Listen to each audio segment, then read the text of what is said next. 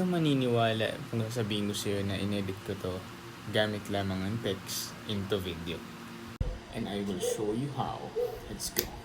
First is kailangan mo munang pumunta sa Halo AI.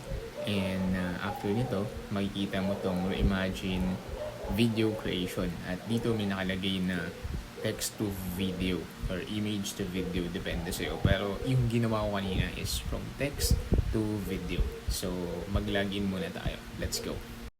And yun, mag-login tayo using ang ating Google account. At pagkatapos natin mag-sign in, nakita mo may nilagay na ako dito na prompt na create a video of a man with a goatee beard and masculine type with a green soldier pants wrestling with King Kong. O, diba? Then after that, click mo yung generate. Diba? Yung nandun. Ganun siya. Tapos antayin mo lang din siya na mag-generate. Ganun lang. After mo mag-generate nun, at na-generate mo na, i-click mo yung mine. Tapos dito sa baba, makikita mo na yung mismong ginawa mo. Ayan. Pwede mo na siyang i-download at wala. Nandun na. And that's it. At ganun lang gumawa ng text to video using AI na Halo. Try mo na din.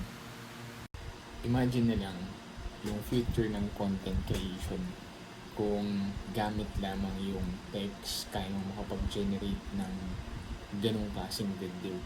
And bigla akong na-realize na kailangan pala talaga natin matutunan makipag-communicate using yung video form and ma-present natin yung sarili natin na maayos. And na-realize ko din, kailangan pala talaga natin i-master ang English. So this is my positive reminder for myself first and at the same time to you watching this video. Stay safe, stay sharp, and together, let's explore beyond learning.